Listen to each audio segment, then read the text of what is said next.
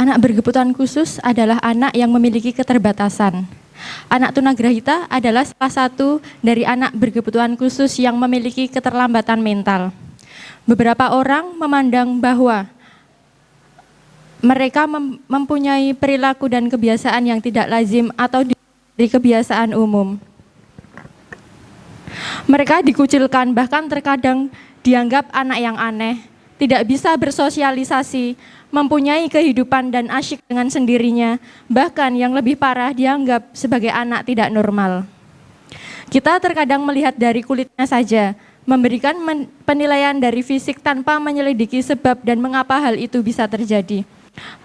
Anak yang berkebutuhan khusus mempunyai kemampuan yang luar biasa, terutama dalam hal kreativitas berkesenian. Pagi ini kami akan berbincang mengenai apresiasi karya seni anak berkebutuhan khusus, khususnya tunagrahita. Pameran Seni Budaya SLB Negeri 1 Yogyakarta yang bertema Meretas Keterbatasan. Di samping saya telah hadir dua narasumber. Yang pertama pelaku seni, beliau seniman patung Yogyakarta, Bapak Dwi Laksono. Beliau adalah lulusan ASRI Yogyakarta jurusan seni patung tahun 1984. Dan beliau juga sering mengikuti pameran nasional maupun internasional. Narasumber yang kedua adalah dari media massa Pimret Tribun Yogyakarta, Bapak Ribut Raharja. Selamat pagi. Selamat datang Bapak-Bapak di talk show Pameran Seni dan Budaya SLB Negeri 1 Yogyakarta.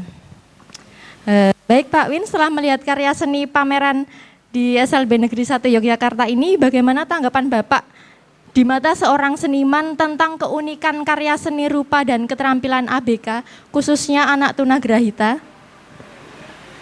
Terima kasih, selamat pagi semuanya. Ya, ini tadi termasuk agak mendadak, saya sekilas melihat. Pertama, mengucapkan selamat telah bisa memamerkan suatu bentuk usaha kreativitas di mana pelakunya itu sulit diduga ya, artinya ternyata dia juga punya kemampuan yang luar biasa saya lihat. Jadi orang ngira nek ngene iki ternyata karyane teman-teman yang dianggap ya punya kekurangan. Saya hormat banget, banyak hal yang masih bisa dikembangkan terus, dan semoga saja ini bentuk usaha awal yang bisa memberi dorongan kepada mereka untuk menjadi sesuatu yang terutama bisa tampil beda dan asik. Terima kasih. Lalu bagaimana Pak untuk menumbuhkan apresiasi anak berkebutuhan khusus itu? Ya. Untuk menumbuhkan, kemarin saya sedikit merenung. Saya sendiri juga invalid. Jadi yang saya rasakan itu bukan sayanya yang hebat, tapi orang-orang di sekitar saya yang hebat. Baik, luar biasa sekali Pak. Bagaimana tanggapan dan kesan Bapak tentang kreativitas ABK ini Pak? Kreativitas? Anak berkebutuhan khusus. Oh iya, kreativitas, kalau menurut saya kreativitas tuh nggak perlu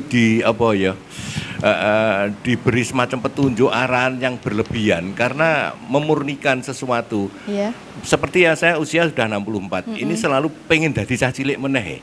Artinya kembali ke titik nol sehingga melupakan segala teori, terutama itu yang saya alami ya. Jadi moga-moga ini nanti, saya sering jadi murid saya di rumah itu cukup banyak, yang sepuh-sepuh 80 ada, yang anak-anak banyak. Itu saya perlu belajar, sehingga saya banyak melihat kemurnian ini mahal. Ketidaktahuan itu indah. Yeah. Bonek itu asik selama itu di koridor menuju lebih baik. Iya gitu. Jadi saya hormat banget terhadap kemurnian. Ojo nganti podo nek dadi seniman podo ya. Ya, baik terima Bapak. Kasih, ya. Kemurnian itu mahal ya Bapak ya. Sangat mahal. Baik, labelisasi negatif terhadap ABK kan kerap membuat kurangnya rasa percaya diri. Apa peran media dalam menghilangkan labelisasi negatif anak berkebutuhan khusus dan memunculkan labelisasi positif di masyarakat?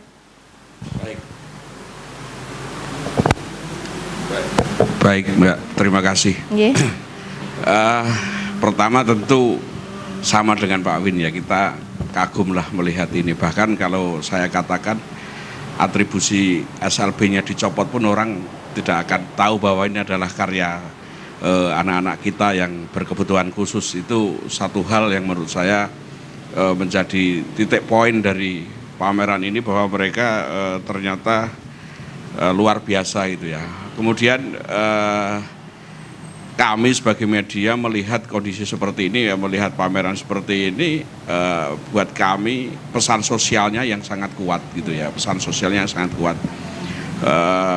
Lalu kemudian selama ini apa yang dilakukan oleh media, kami bersyukur Pak Win, karena Tribun Jogja ini pernah mendapatkan penghargaan terkait bagaimana pemberitaan terhadap teman-teman kita disabilitas gitu ya. Bahkan di awal-awal pandemi kami bikin tulisan itu terkait dengan bagaimana perjuangan guru-guru SLB di tengah pembelajaran daring gitu. Karena tadi saya sempat ngobrol juga dengan Bu Kepala Sekolah, kalau yang lain pembelajaran tatap muka bersiap, kalau di SLB itu kan pembelajaran tatap hati katanya. Jadi jauh lebih dalam lagi itu. Kita sebagai media tentu harus melihat itu. Lalu kemudian yang berikutnya adalah perjuangan kita ya, bagaimana kemudian stigma-stigma yang disebut di awal tadi gitu, itu terhapuskan gitu. Itu terhapuskan. Mereka adalah anak-anak kita, dan melihat hasil karya mereka yang ada di sini, saya kira semua orang akan tersentuh. Semua orang akan tersentuh. Bahkan saya sendiri, saya ini nggak pernah bisa gambar, Pak. Makanya kemudian ketika besar ya akhirnya nulis saja, Pak, nggak gambar. Tapi sepakat dengan Pak Win bahwa kreativitas tidak boleh dibatasi. Kreativitas harus terus muncul, hanya memang bahwa diarahkan, dibimbing, ditemani itu akan menjadi lebih baik. Jadi kira-kira seperti itu, Mbak. Media tentu pertama punya kepentingan bagaimana membela atau memberi jalan kepada teman-teman berkebutuhan khusus. Bahkan headline kita beberapa waktu yang lalu terkait dengan penerimaan pendaftaran peserta didik baru itu, yang kita tonjolkan adalah berapa persen kuota untuk anak-anak kita yang memang berkebutuhan khusus gitu. Kira-kira seperti itu perjuangan kami, Mbak. Terima kasih. Baik, terima kasih Bapak. Dari pameran ini kan kita menyampaikan kepada masyarakat bahwa anak-anak berkebutuhan khusus tunagrahita bukanlah anak yang tidak bisa apa-apa, namun mereka juga dapat sejajar dengan anak-anak lainnya. Bagaimana peran media dengan pameran ini, Bapak? Nah, kami secara khusus tadi minta teman wartawan untuk datang ke sini, bagaimana kemudian mengeksplor apa yang ada di sini. Saya banyak mendapat cerita dari Bu Kepala Sekolah bahwa bahan pameran ini diambil dari sekolah, lalu kemudian dikerjakan di rumah. Kita bisa bayangkan bagaimana kemudian di sini ada pesan yang sangat luar biasa sekali, yaitu hubungan antara orang tua dan anak ketika kemudian membuat karya, lalu kemudian dikomunikasikan dengan guru. Saya yakin dan saya percaya bahwa ini hal yang berbeda dengan sekolah-sekolah pada umumnya gitu. Bahkan kita melihat dengan pembelajaran daring ini banyak orang tua ngeluh karena ternyata ada orang tua yang lebih tidak sabar dibanding gurunya itu ya, ketika pembelajaran daring ini terjadi. Kemudian yang berikutnya adalah kami media melihat ada ketekunan, ada bakat yang luar biasa yang bukan saja meretas keterbatasan, tapi sudah menembus keterbatasan itu sendiri sehingga terciptalah karya-karya seperti ini gitu kan. Dan kelebihan-kelebihan anak-anak inilah yang seharusnya memicu kesadaran kita sebagai masyarakat umum untuk mengapresiasi, untuk melihat mereka, untuk menemani, untuk mendampingi. Jadi stigma-stigma tadi saya kira akan terhapuskan dengan upaya-upaya yang kita lakukan seperti ini. Kita di Tribun punya studio, kemarin ada anak-anak berkebutuhan khusus netra gitu yang kita tahu mereka banyak punya bakat musik gitu ya, mereka bermain musik di kantor Tribun gitu ya. Kita boleh juga misalnya ada anak-anak berkebutuhan khusus dari SLB Negeri 1 Yogyakarta, seni apa yang ingin ditampilkan, kami juga sebagai media siap mendukung. Intinya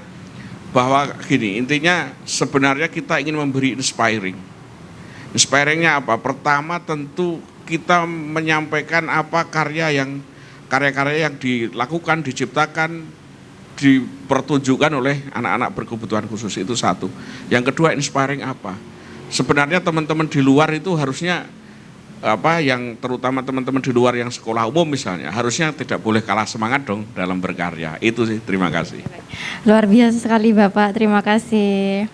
Untuk menumbuhkan rasa percaya diri, apa motivasi Pak Win selaku seni untuk anak berkebutuhan khusus, khususnya tunagrahita dalam berkarya seni dan karyanya dapat diterima di masyarakat Pak? Dan apa motivasi Bapak untuk orang tua yang memiliki anak-anak berkebutuhan khusus? Oh iya.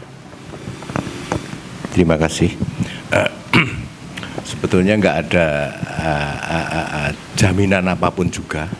Tapi satu hal yang saya alami dan sekarang juga sedikit saya kembangkan bahwa yang saya kelola di bidang apapun, saya juga ya ada beberapa titik yang saya lakukan itu kudu didasari rasa seneng. Nah si seneng ini tidak punya merek apa-apa, engko dadi apa pun nggak masalah. Seperti yang saya alami, ungkapan kegelisahan saya, jadi saya punya moto urip kudu gelisah tapi seneng. Itu nanti dijumlah sama dengan kreativitas yang muncul, kegelisahan yang menggembirakan. Pertama itu. Yang kedua, saya sedang merenungkan tentang indahnya jarak. Apapun juga yang kita lakukan jangan melekat.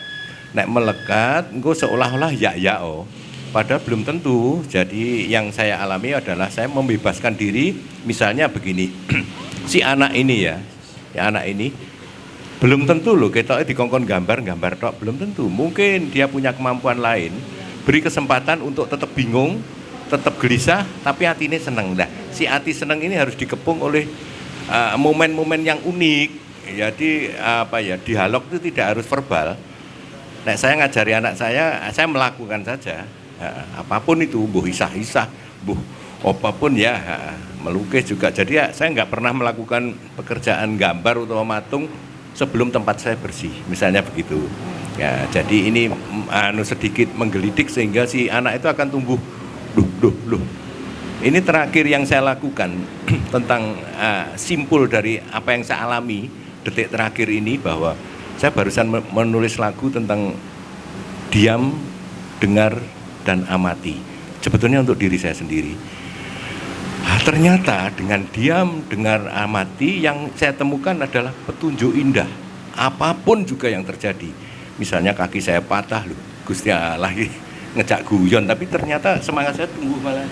Sekarang tembok saya penuh gambar, nggak ada yang kosong. Saya gambar macam-macam, bukan berarti pamer, enggak. Itu semangat kegelisahan yang gembira. Si anak semoga nanti ditumbuhkan begitu. Lakukan kesalahan, aku ngomong anakku kesalahan enggak apa-apa. Neng bangun, ojo kesalahan ngelumbruk lah, itulah. Itu sebetulnya usaha menuju lebih baik. Jangan dipameri, sok kaya kae ora kaya sapa-sapa. Kowe bali ning awakmu, tetep kaya ngono kuwi, arep elek ya alhamdulillah, ya semuanya begitu. Yang saya kebetulan di keluarga memerdekakan pada situasi yang tidak harus diungkapkan dengan kata-kata. Ya, ini terhadap istri saya juga banyak belajar tentang keikhlasan. Jadi nek sinau itu bagi saya tidak harus kemana-mana. Yang saya hormati di rumah saya itu malah tukang sampah saya. Itu tak gambar, tak dedek nindur dewe kok. Setiap pagi saya hormat, terus tak ajak guyon. Metune apa? Pak Win saya nek di sini iso guyu. Alhamdulillah. Ya itulah Mbak. Jadi dibuat senang itu penting. Si orang tua ini juga hebat saya lihat. Diberi titipan begini, saya melihat orang tua saya sekarang tuh, wah, dhisik bapakku karo ibuku mau isine bombong tok. Saya dari desa, saya kelahiran Kediri. Itu nek ono pelukis saya dijak, ayo le rono le. Ono ndak ada janji apa-apa, nonton wae. Setiap minggu diajak nonton film, rumah saya kayak perpustakaan karena tetangga maca komik ra oleh nggon saya nggon komik tok, misalnya begitu. Jadi diberi kemerdekaan sing ojo dibatasi nek iso, tapi itu enggak untuk semua orang loh. Itu kebetulan bapak saya juga seneng gambar, Pak Lek saya angkatan pertama di ASRI. Beberapa Pak Lek memang seni rupa semua. Begitu Mbak. Rasa seneng tadi. Monggo carane ya. Berarti gelisah itu boleh asal senang ya Pak ya. Harus gelisah malah. Oh iya, harus gelisah. Harus gelisah. Nggih. Tapi hatine seneng loh ya. Nek gelisah ngelumbruk ya jenenge ya stres. Nggih. Terima kasih Bapak. Untuk peran media kan sangat penting untuk mengenalkan karya seni ABK ke masyarakat luas bahwa mereka juga sama dengan anak pada umumnya. Bagaimana media menyampaikan stigma positif anak berkebutuhan khusus kepada masyarakat? Ya Mbak, tentu banyak upaya-upaya sebenarnya begini. Prestasi menjadi penting karena itu inspirasi, tetapi prestasi seperti apa itu jangan dibatasi gitu maksud saya. Seperti apa yang disampaikan Pak Win tadi. Jadi jangan dibatasi. Kita mengatakan karya ini jelek gitu, juga jangan dibatasi. Jelek itu persepsi kok, bukan ada pada, bukan maksudnya tidak bisa diukur gitu ya. Itulah kemudian kami kami melihat setiap dalam bagaimana kita menurunkan tulisan terkait dengan hal-hal yang menyangkut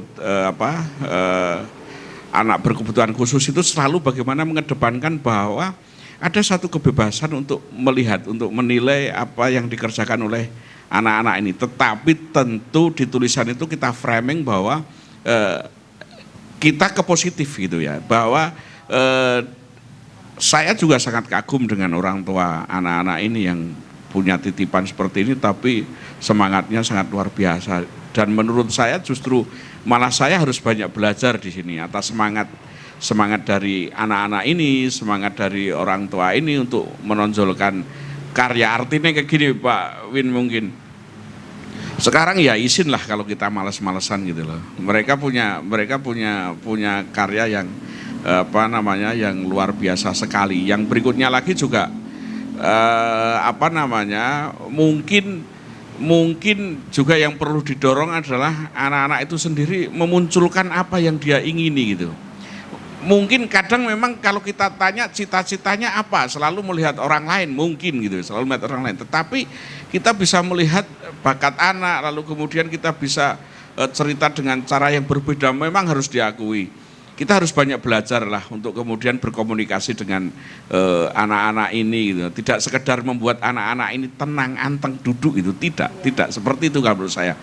Dan saya sepakat dengan Pak Win bahwa kalau saya melihat begini, kalau ada teman wartawan melakukan kesalahan, saya katakan dia bekerja. Kalau dia nggak bekerja, dia nggak melakukan kesalahan. Jadi artinya saya masih menghargai bahwa dia bekerja.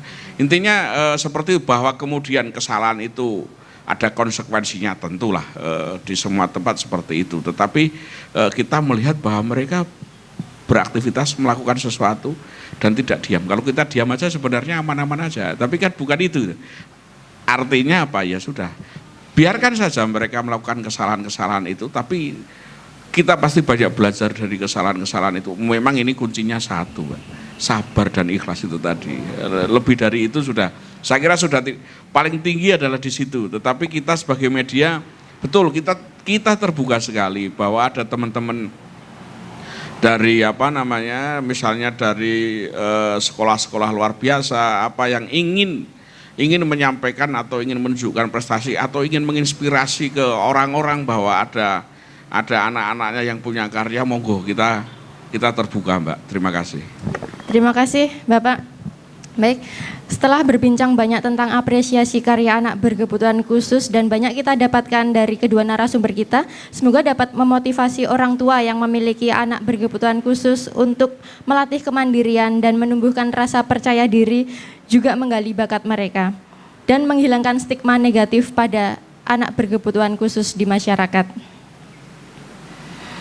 Dari apresiasi dan evaluasi itu, anak akan dapat merasakan bahwa bakat dan kemampuannya bernilai sehingga menumbuhkan motivasi untuk meningkatkan nilainya dengan lebih berlatih, lebih belajar, dan lebih bereksplorasi. Baiklah pemirsa, demikian acara talk show pada hari ini. Tak lupa saya ucapkan terima kasih kepada kedua narasumber yang sangat luar biasa ini. Terima kasih kepada Bapak Win dan Bapak Ribut Raharjo.